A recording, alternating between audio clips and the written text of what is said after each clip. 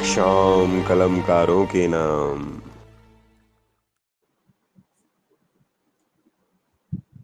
नमस्कार।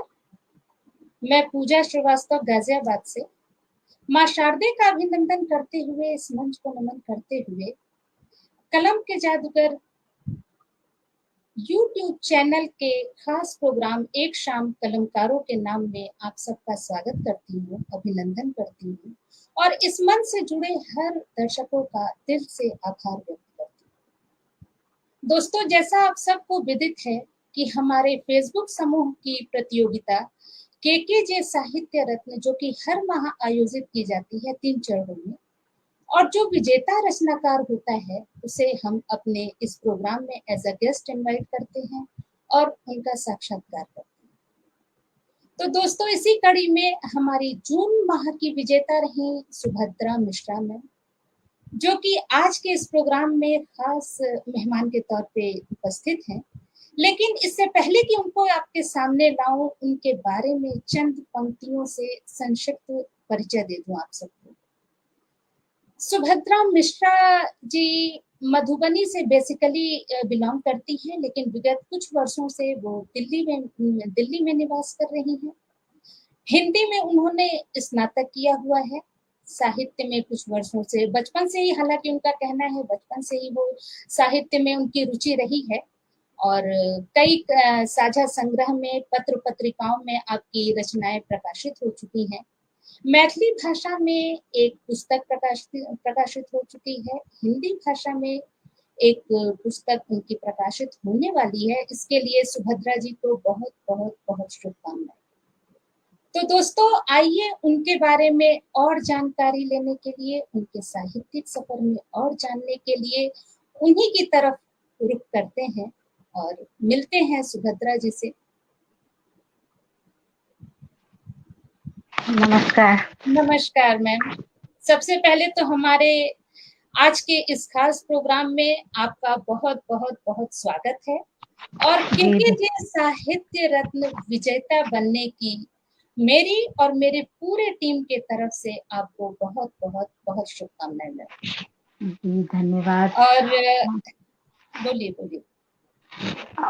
मैं भी आप लोगों का आभार व्यक्त करना चाहती हूँ। इस मंच के संस्थापक हैं श्रेय तिवारी जी और जितनी संयोजिकाएं हैं एडमिन समूह की सबको, और इस मंच से जुड़े जितने सदस्य हैं मेरे मित्र, सबका बहुत बहुत आभार प्रकट करती हूँ। बहुत बहुत धन्यवाद। जी मैम, तो सबसे पहले तो मैं आपसे यही कहूंगी कि जो हमारी पहले तो आप आज यहाँ पर आके केकेजे साहित्य रत्न का खिताब हासिल करके आप कैसा महसूस कर रही हैं? मुझे बहुत प्रसन्नता हो रही है, बहुत प्रसन्नता हो, मैं अभिभूत हूँ प्रसन्नता से, बहुत खुशी महसूस हो रही है। और ये मैं ज़्यादा लाइव नहीं आती हूँ, तो मेरा पहला एक्सपीरियंस है। अगर बोलते वक्त या किसी कविता के वाचन के वक्त अगर मुझसे कुछ त्रुटि हो जाए तो मैं आप सभी से क्षमा प्रार्थी हूँ। जी मैम, पहली बार तो सबको फेस करना पड़ता है और जो आप गलतियों की बात कर रही हैं तो ये तो नेचुरल सी बात है मैम, इसके लिए क्षमा प्रार्थी होने की जरूरत नहीं है। और आप इतनी महान लेखिका हैं तो गलतियों की गुंजाइश है ही नहीं मैम। अभी तो मैं भी सीख रही हूँ। सीख रही हूँ और अभी सीखने के महान चरण में नहीं। तो सभी हैं। खैर, इसकी कोई बात नहीं है। मैम, मैं चाहूंगी कि आप मेरे दर्शकों को जो केकेजे साहित्य रत्न के तीसरे चरण में आपने जो रचना सुनाई, वो मैं चाहूंगी आप मेरे दर्शकों को सुनाइए। जी जरूर जरूर। मैंने एक गीत लिखा था तो मैं उसे सुना रही हूँ, आप लोगों के समक्ष प्रस्तुत करें तो सुनिए। जो तुम आ जाते एक बार, जो तुम आ जाते एक बार, झंकृत हो गाता हृदय तार, मरुस्थल से जीवन में फिर से आ जाती बहार, जो तुम आ जाते एक बार, जो तुम आ जाते एक बार, जो तुम आ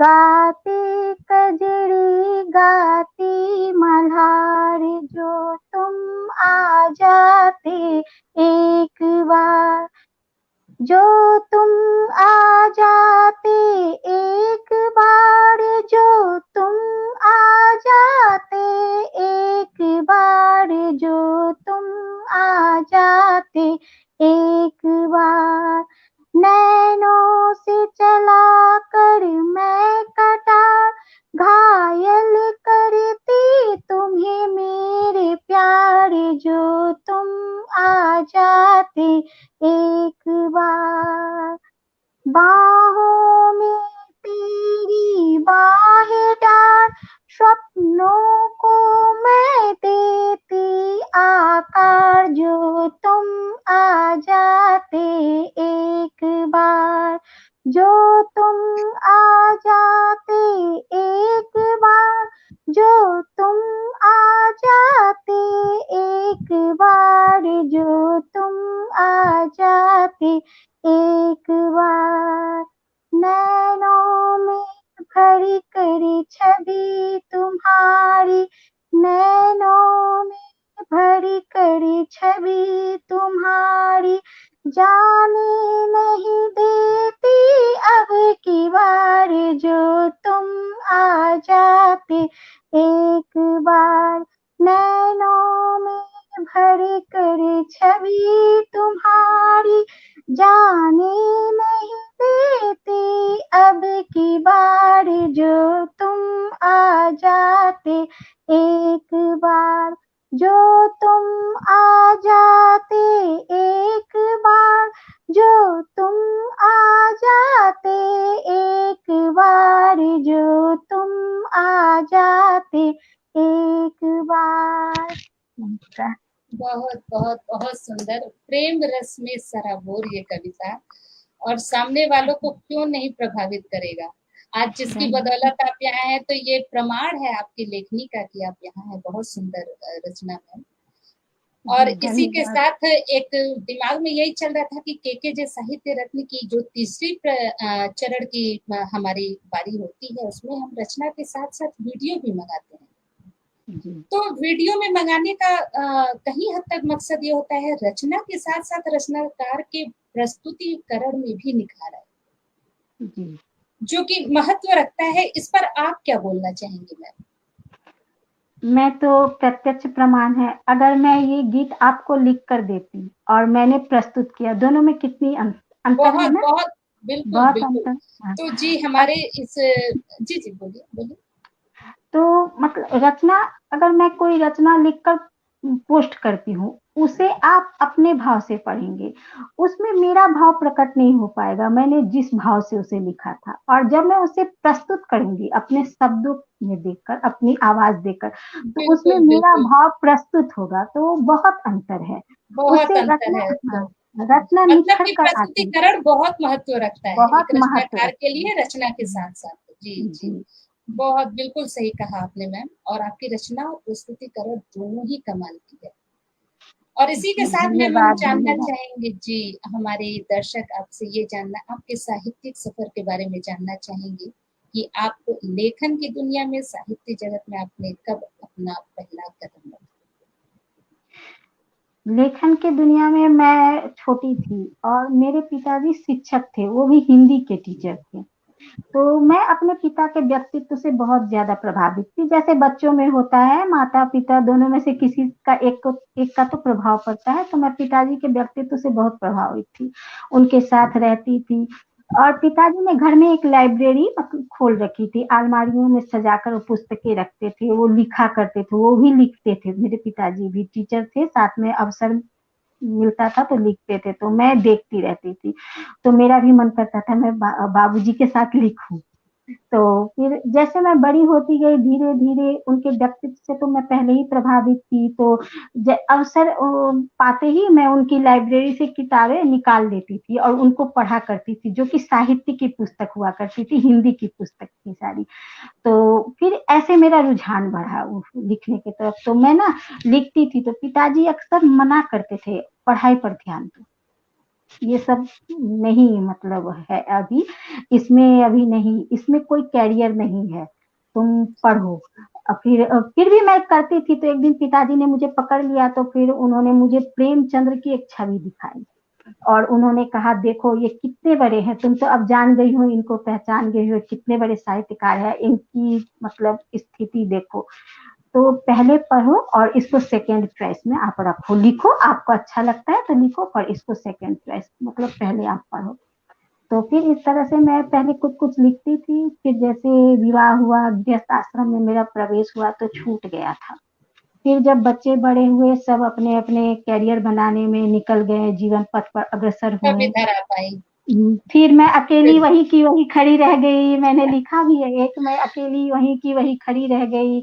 फिर मुझे अचानक मैं सबसे बातें करने के लिए किससे दो चार बातें करूं, किससे किसके साथ टाइम पास करूं, तो आज के समय में सभी मोबाइल में व्यस्त, कोई सर उठाकर देखता भी नहीं मेरी तरफ। तो फिर मैंने कागज आपने से लेखनी दोस्ती थाम कर लिया ली। फिर। फिर जी मैंने कागज बहुत। से दोस्ती कर ली और अपनी भावनाओं को कागज पर ही प्रकट करने लगी, उनसे बहुत ही अच्छा। बातें करने लगी। तो बेसिकली आप ये मैं ये मानूं कि आपके पीछे अगर प्रेरणा स्रोत कोई रहा है तो आपके फादर रहे। जी, जी, जी। जी, और ज़रूर, एक चीज ज़रूर। अभी आप बता रही थी, और आपके फादर, जबकि आपका इतना इंटरेस्ट था, वो तो नजर आता होगा उन्हें कि मतलब आप पढ़ना चाहती हुँ, हैं। तो एक चीज मेरे दिमाग में आ रहा था, कोई भी पेरेंट्स अपने बच्चे से यही कहता है तुम्हें इंजीनियर बनना है, डॉक्टर बनना है, आईएएस अफसर, पीसीएस अफसर ये बनना है, कोई ये नहीं कहता है कि तुम्हें एक बहुत बेहतरीन रचनाकार बनना है, गजलकार, रचनाकार, लेखक, कभी कुछ कह ले। उस उसका एक कारण है, उसका एक कारण है। देखिए, हम साहित्य के रचनाकार, गज़लकार तो बन जाएँगे, उच्च मतलब नाम कमा लेंगे, मगर खाने के लिए तो हमें रोटी चाहिए, पहले पेट भरेगा तब तो रचना लिख सकते हैं ना हम, कर सकते बिल्कुल। हैं। तो पहले उसके लिए हमें तो अर्थोपार्जन करना होगा, तो हर बहुत माता-पिता जरूरी। चाहते हैं कि हमारे हमारे बच्चों का जीवन, आगे का भविष्य सुखमय रहे। जी। उनको खाने की दिक्कत ना रहे, पहनने की दिक्कत ना हो, तो वो चाहते हैं पहले ये अर्थोपार्जन का अपना एक रास्ता बना लें, फिर आप वो सेकेंड उसमें आप लिखें, आपको इंटरेस्ट है लिखने का तो आप लिख सकती हैं, लिखें, ये कारण है। इस साहित्य में हमारे पास तो अर्थोपार्जन का कोई रास्ता नहीं है, कोई रास्ता तो नहीं। इसीलिए चलिए बहुत माता, अच्छा। हाँ, हाँ ये माता-पिता तो बच्चों के लिए अच्छा ही सोचते हैं। बिल्कुल बिल्कुल, बहुत बहुत अच्छी बात बोली आपने। और एक चीज ये पूछना था कि जो हमारे नए रचनाकार हैं, जो हमारे समूह से जुड़े हैं या एनी वन कोई भी, वो भाव प्रधान कविताएं ज्यादा लिख रहे हैं। तो जी। क्या उनके लिए काव्य विधाओं की जानकारी किस हद तक जरूरी है, इस पर आप क्या बोलना चाहेंगी? मेरे विचार से काव्य विधाओं की जानकारी अति आवश्यक है। इसलिए अगर हम किसी भी क्षेत्र में दक्ष होना चाहते हैं, जैसे मेरी प्रायोरिटी है कि मैं गृहस्थी संभालती हूँ, अगर कोई ऑफिस जाता है, तो वो अपने काम में पहले दक्ष होगा तभी उसको एक कुशल बिल्कुल मतलब, बिल्कुल। हम हाँ। भी अचानक से किचन में चले जाए और बनाकर, तो वो अच्छा नहीं बन सकता है खाना, तो भोजन। तो इस तरह से अगर कोई कुशल मतलब किसी भी क्षेत्र में शिखर को छूना चाहता है, तो उसे उस क्षेत्र की सारी विधाओं का ज्ञान होना अति आवश्यक है। तब आप एक ऐसे भाव को प्रकट तो आप साधारण शब्दों में कर दो, तो फिर वो नहीं, एक सुंदर कविता, एक वाकई सुंदर में कविता एक तब बनती है जब शब्दों का आप सही से चयन बिल्कुल करके बिल्कुल उस नियमबद्ध और लयबद्ध तरीके से लिखा जाएगा और भाव रहे, तो वो चार चांद लग जाता है उस रचना में। जी, जी। ये वाकई में काव्य विधाओं की उसके जो कुछ भी है नियम और सारी एक रचनाकार के लिए, एक बेहतरीन रचना लिखने के लिए बहुत जरूरी है इन बातों बहुत के ध्यान जरूरी है, में रखना। बहुत, जी हाँ, जी। बहुत बहुत। बहुत सुंदर बात कही आपने, और बातें और भी होंगी मैम। इससे जी, पहले कि हम और आगे चलें और क्वेश्चन आपसे करें, हम आप जी, चाहेंगे कि हमारे दर्शकों को अपनी कोई जो आपके दिल के बहुत करीब हो वो रचना सुनाइए हमें। जी, तो हाँ, मैं सुना रही हूँ। मेरे दिल के करीब, अभी मैं जिस उम्र के जिस पड़ाव में हूँ, तो मैंने उसको ध्यान में रखते हुए एक रचना लिखी थी। जो अब प्रस्तुत है। मेरा चेहरा जब से झुर्रियां दिखाने लगा है, मेरा चेहरा जब से झुर्रियां दिखाने लगा है, दर्पण भी मुझे मुंह चिढ़ाने लगा है, दर्पण भी मुझे मुंह चिढ़ाने लगा है। याद है मुझे मेरा गुजरा जमाना, याद है मुझे मेरा गुजरा जमाना, दर्पण में खुद को देखकर मुस्कुराना, दर्पण में खुद को देखकर मुस्कुराना, घंटों तक उसके आगे बैठकर श्रृंगार करना, कभी खुले बाल रखना, कभी चोटी बनाना, कभी खुले बाल रखना, कभी चोटी बनाना। जब से मेरे बालों को जूड़ा भाने लगा है, दर्पण भी मुझे मुंह चिढ़ाने लगा है। क्या बात है। जब से मेरे बालों को जूड़ा भाने लगा है, दर्पण भी मुझे मुंह चिढ़ाने लगा है। अब कभी अनमने से मैं देख लेती हूँ दर्पण, अब कभी अनमने से मैं देख लेती हूँ दर्पण, सफेद बालों में दिखता है जीवन का दर्शन, सफेद बालों में दिखता है जीवन का दर्शन। अब तक क्या पाया क्या किया मैंने अर्पण, अब तक क्या पाया क्या किया मैंने अर्पण, सब कुछ साफ साफ दिखाता है दर्पण। एक दिन मैंने भी कहा सुन ले ओ दर्पण, एक दिन मैंने भी कहा सुन ले ओ दर्पण, ये झुर्रियां नहीं है, यह है मेरे जीवन का अर्जन, ये झुर्रियां नहीं है, यह है मेरे जीवन का अर्जन, इन्हीं में तो छिपा है मेरे जीवन का वास्तविक धन, इन्हीं में छिपा है मेरे जीवन का वास्तविक धन।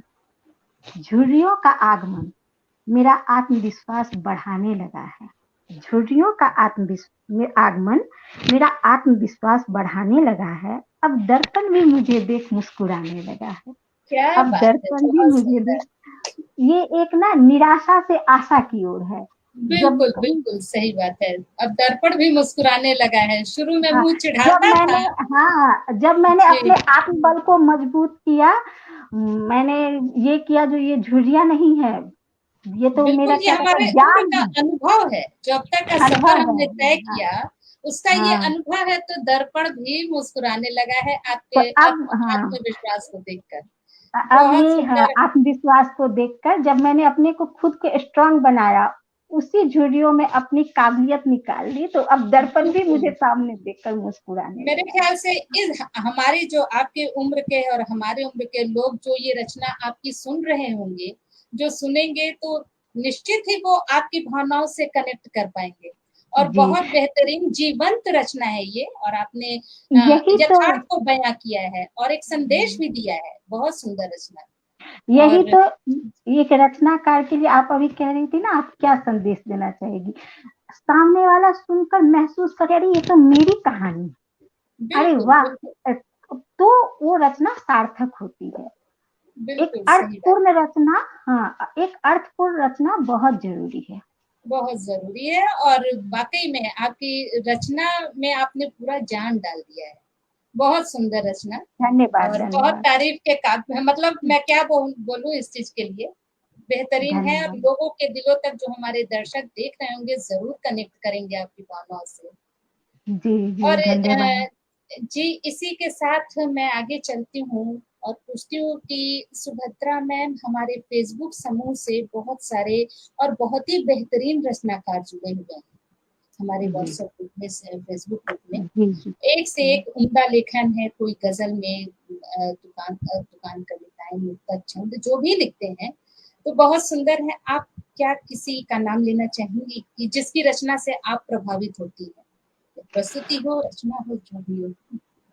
मैं जब किसी की रचना भी पढ़ती हूँ ना, तो मुझे बहुत क्या कहता है, मैं सबकी रचनाओं से प्रभावित होती हूँ, सबकी रचना मुझे बहुत अच्छी लगती है। ऐसा लगता है अरे मैंने क्यों नहीं इसे लिखा, कुछ ना जी कुछ सीखती हूँ। एक कवि जो है ना, एक रचनाकार अपने आप में एक श्रेष्ठ होता है, उसके जी मन जी से निकली हुई भावना होती है। तो किसी बिल्कुल एक का नाम लेकर ना दूसरे रचनाकारों को हतोत्साहित करना उचित नहीं होगा, मैं बिल्कुल टफ समझती हूँ। क्वेश्चन है वाकई। और हाँ, यहाँ पे आके आदमी एक का नाम लेना मुश्किल हो जाता है। लेना बिल्कुल, मुश्किल हर हो जाता रचनाकार है, की अपनी-अपनी विशेषताएँ होती हैं। अपनी जी, अपनी खासियत बिल्कुल, होती है, बिल्कुल। अपनी अपनी जी, जी। विशेषताएँ होती है। और हुँ, उसमें अगर मैं एक रचनाकार किसी का या 2 का नाम ले लूँ तो दूसरे रचनाकारों के साथ बेईमानी होगी, उन्हें बेईमानी हतोत्साहित होगी। करना होगा। हाँ, हतोत्साहित बिल्कुल, करना बिल्कुल। होगा, तो जहाँ तक हो सके हम उन्हें प्रोत्साहित करें, उनकी जी, बहुत रचनाओं को ज़रूरी है, मतलब बहुत हाँ, ज़रूरी है। जी, जी। ज़रूरी है हतोत्साहित बिल्कुल करना। सही कहा आपने मैम कि वाक़ई में हर रचना का कार की अपनी-अपनी ख़ासियत होती है हाँ और जी, किसी हाँ, एक का नाम लेकर अगले को हम हतोत्साहित नहीं कर सकते। नहीं बहुत कर सकते, कर बहुत सकते हैं। सुंदर बात कही है आपने मैम। और साथ ही में हम चाहेंगे कि आप हमें अपनी कोई एक रचना सुनाएँ जो हमारे दर्शक भी सुनना चाहते हैं। और एक्चुअली आज हम पटल पर केवल हमने एक-दूसरे को पढ़ा है, देखा है और जो भी है, आज हम स्क्रीन के थ्रू ही सही हम मिले हुए हैं, तो दिल चाह रहा है कि आपकी बहुत सारी रचनाओं को सुनें। तो हम जी, चाहते हैं कि ज़रा बातों को न कंट्रोल में करते हुए आपकी रचनाओं को ज़्यादा से ज़्यादा सुना जाए। तो हम जी, जी, चाहेंगे कि ज़रूर। अपनी कोई रचना हमें सुनाएँगे? जी, तो मैं ये रचना मतलब इस रचना का वाचन करने से पहले थोड़ी-सी एक भूमिका मैं ये कर दूँ।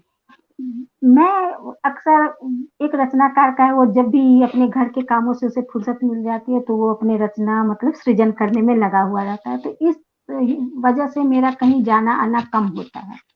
तो मेरी कुछ सहेलियाँ हैं, वो सब आती हैं, तो वो लोग कहेंगी पता नहीं तुम क्या करती रहती हो, तुम नहीं आती हो। तो हमने कहा जो मैं कविता लिखती हूँ, तो उन्होंने व्यंग करते हुए मुझसे कहा, "क्या कविता? कविता क्या होता है? आप क्या कविता लिखती हो?" तो मैं उस वक़्त चुप हो गई, पर मेरे मन में थोड़ी-सी ये आ गई, तो फिर मैंने लिखा और उन्हें सुनाया। तो जो सुनाया आपको भी सुना रही हूँ। क्या जानूँ मैं क्या है कविता? क्या जानूँ मैं क्या है कविता? लिखती हूँ मैं अपनी यंत्रणा, अंतर्मन की व्यथा कथा। क्या इसको ही कहते हैं कविता? क्या जानूँ मैं क्या है कविता? लिखती हूँ मैं अपनी यंत्रणा, अंतर्मन की व्यथा कथा। क्या इसको ही कहते यही हैं है कविता? कविता। जी, निज अंतर्द्वंद से नित्य झगड़ती, वेदनाओं की माला गुथती, शब्द सरिता में डुबकी लगाकर मन गागर में शब्दों को भरती।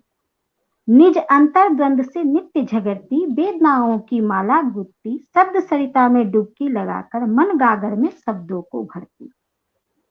उन शब्दों को पंक्तिबद्ध कर कागज पर मेरा उड़ेलना, क्या इसको ही कहते हैं कविता? उन शब्दों को पंक्तिबद्ध कर कागज पर मेरा उड़ेलना, क्या इसको ही कहते इसी हैं को कहते कविता? हैं, बहुत सुंदर। हाँ, हाँ, तो फिर देख सामाजिक विषमताओं को, मानव के नैतिक पतन को, नित्य होती विभक्त घटनाओं को, मेरे मन का विचलित होना। देख सामाजिक विषमताओं को, मानव के नैतिक पतन को, नित्य होती विभक्त घटनाओं को, मेरे मन का विचलित होना। विचलित मन के चित्रण को शब्दों के मोती में पिरोना, क्या इसको ही क्या कहते इसको हैं कविता? बहुत सुंदर। कल्पनाओं का पंख लगाकर सकल ब्रह्मांड में विचरण करना, प्रकृति के कण-कण से संवाद कर उसके अंतर मन को समझना। कल्पनाओं का पंख लगाकर सकल ब्रह्मांड में विचरण करना, प्रकृति के कण-कण से संवाद कर उसके अंतर मन को समझना। फिर अपनी भावनाओं में समेट कर मेरा उसको प्रस्तुत करना, क्या इसको ही कहते हैं कविता? क्या इसको ही कहते हैं कविता?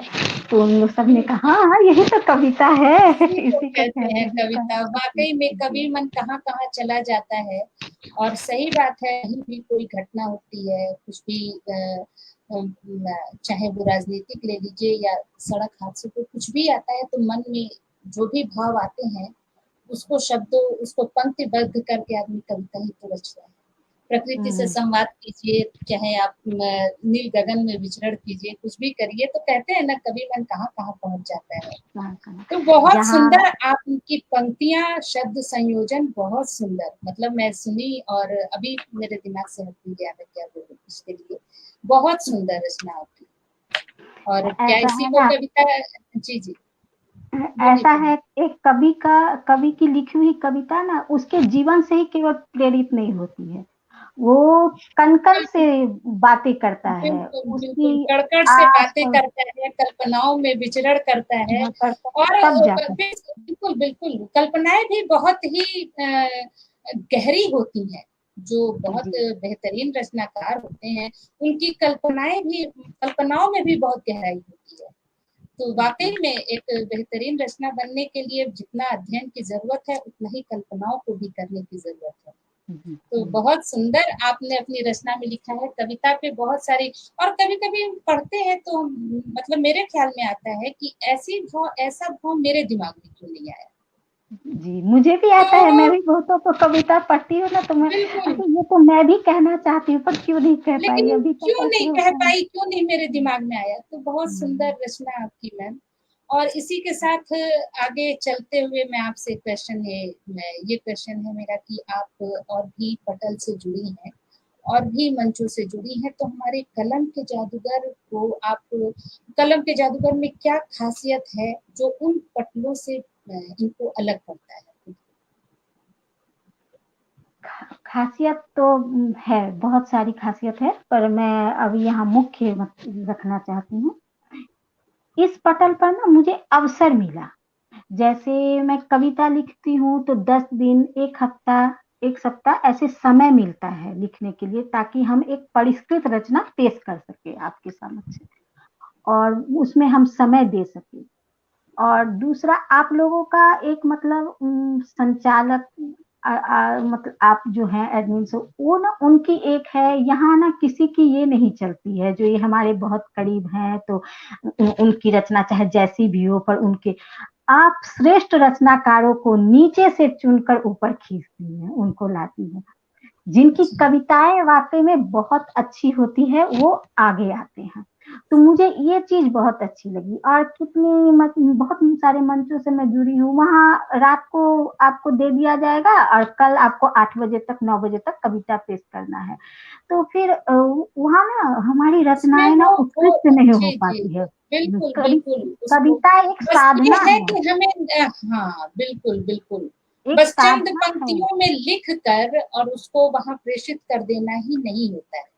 उस हाँ, पर बहुत कविता सारे तब निखर कर आती है कब कविता, जब आप उसमें समय देते हो, उसको मतलब 10 बार, बीसों बार पढ़ते हो और खुद ये अनुभव करते हो जो अरे यहाँ अटक रही हूँ, एक लयबद्ध कविता जब नहीं इसको यहाँ ये होना चाहिए, ये ठीक करती हूँ, बार-बार काटना, बार-बार जोड़ना, जब तक कवि संतुष्टि पूर्ण ना हो जाए तब तक कविता पूर्ण नहीं होती और है। जितनी तो बार मैं तो पढ़िए उसको, उतनी बार उसमें नज़र आता है ज़रा यहाँ चेंज कर देते, तो ऐसा जी, आता है, यहाँ चेंज कर देते, तो कई बार वाक़ई में बहुत मंथन की ज़रूरत होती है। बहुत एक मंथन की जी, बहुत अच्छी रचना को लिखने के लिए बहुत मंथन जी, की ज़रूरत है और जी। जो हमारे कवि श्री तिवारी जी का जो अभी मैंने कहा भी कि उन्होंने लिखा हुआ है अपने रचना में ये चीज़, 2 लाइनें की एक अच्छी नज़्म लिखने के लिए वर्षों गुज़र जाते हैं।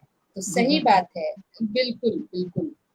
तो जी, बहुत आपके समय कथन को लगाना पड़ता वो 2 लाइन पूरी पुष्टि करती है या उन 2 लाइनों को आपके कथन को दोनों एक-दूसरे के पूरक है। हैं, जी, तो जी, सही बात है। रिलेट कर सकते हैं आप लोग एक-दूसरे से।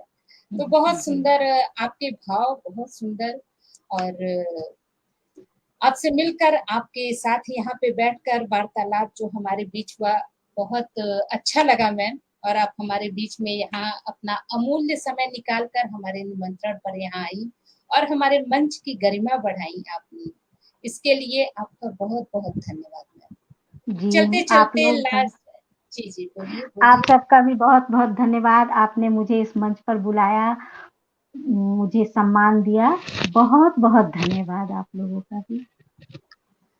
और चलते-चलते मैं लास्ट में आपसे एक गुज़ारिश और करूँगी कि आप हमारे रचनाकारों को अपने लेखनी के माध्यम से क्या संदेश देना चाहेंगी ताकि वो उस चीज़ को फ़ॉलो करें, उस चीज़ को अपने लेखनी में उतारें, अपनी रचनाओं में सुधार ला सकें, जो कुछ भी है कमी या जो भी, तो आप क्या कहना चाहेंगी उन नए रचनाकारों को? मैं बस एक ही अभी मैं उतनी उत्कृष्ट रचनाकार तो नहीं हूँ, फिर भी मैं एक कहना चाहती हूँ, जो किसी भी रचना को लिखने से पहले आपका अध्ययन करना बहुत ज़रूरी है। रचना एक साधना है। अध्ययन करने से ही आप उत्कृष्ट रचना लिख सकते हैं, और हड़बड़ाहट में नहीं, जल्दीबाजी में रचना नहीं, कोई कविता नहीं लिखी जाती है। और सबसे दूसरी बात, आप दूसरों की रचना को पढ़िए, दूसरों को पढ़िए। जी, बहुत जब जरूरी है, पढ़ना जब बहुत आप जरूरी है। जी, हाँ पढ़ेंगे, आप जब जितना ज्यादा पढ़ेंगे तो आपकी लेखनी उतनी ज्यादा उत्कृष्ट होगी। और कितनी बार क्या होती है, जैसे मैंने एक रचना प्रस्तुत की, तो रचना हर कोई उसका अलग अलग भाव मतलब निकलता है उससे, तो रचना से भी रचना की उत्पत्ति होती है। तो बिल्कुल मैं बिल्कुल, चाहती कभी हूँ कभी ऐसा होता है कि किसी किसी रचना की एक लाइन या दो शब्द भी वो ऐसा माइंड में सेट हो जाता है कि उसी को बेस बना के आदमी रचना लिख लेता है। रचना तो लिखते, बहुत हमने भी जरूरी लिखा है, लिखा बिल्कुल। हुआ है। हाँ, मैंने भी लिखा जी हुआ जी, है। किसी की रचना से ही रचना की उत्पत्ति होती है। आप किसी भाव को, किसी की रचना की भाव को, ये उसमें फिर आपका भाव, ये अच्छा, ये इस तरह, हाँ, तो इस तरह से आप रचना लिख सकते हैं। शब्द संयोजन बढ़ता है, शब्द का ज्ञान बढ़ता है। तो दूसरों की रचना अवश्य पढ़िए, जल्दीबाजी में रचना मत किया कीजिए। अपनी रचना को ही 10 बार 20 बार पढ़िए, जब तक वो लयबद्ध नहीं हो जाती है, जब तक आप उसे तब गा तक नहीं सकते मंथन हैं। हाँ, करते रहिए। जी तब जी, तक मंथन करते रहिए, बहुत बिल्कुल जरूरी। बिल्कुल, बहुत जरूरी है। और मैम, आपके साथ मिलकर यहाँ पर बहुत अच्छा लगा। मन तो कर रहा है कि आपको बस सुनते ही रहे हम, और निश्चित ही हमारे दर्शक भी आपकी बातों को सुनकर कहीं न कहीं अपने ज़हन में वो आपके जो भी संदेश दिया है हमको, वो ज़रूर अपनी लेखनी में उतारेंगे, और आपकी जो रचनाएँ थी, ज़रूर उनके हृदय तक पहुँची होंगी। और आपकी रचनाएँ रचना ही नहीं होती है, जीवंत रचनाएँ। बहुत जी सुंदर, और जी, बहुत-बहुत बहुत बहुत, शुभकामनाएँ। जी बहुत बहुत धन्यवाद इस मंच के सभी दर्शकों का, और जिन्होंने मुझे प्रोत्साहित किया लेखनी की ओर, आप लोगों का, श्रेय तिवारी जी का, सबका बहुत बहुत धन्यवाद, बहुत बहुत आभार। जी, आपका आपका बहुत-बहुत धन्यवाद मैम कि आप हमारे मंच पे अपना कीमती समय दिया, और समय भी हो चला है आपसे विदा लेने का हमारा। जी जी तो जी, इस उम्मीद के साथ, इस कामना के साथ कि आपकी लेखनी की धार में प्रबलता दिन प्रतिदिन बढ़ती जाए, और फिर कभी ऐसे ही हमारी मुलाकात हो, जी, इसके साथ ही इन और बहुत-बहुत शुभकामनाओं के साथ आपसे विदा लेती हूँ। नमस्कार। तो दोस्तों, आज के प्रोग्राम में बस इतना ही। मिलते हैं अगले प्रोग्राम में किसी नए कलाकार के साथ। तब तक के लिए हमें इजाज़त दीजिए। धन्यवाद।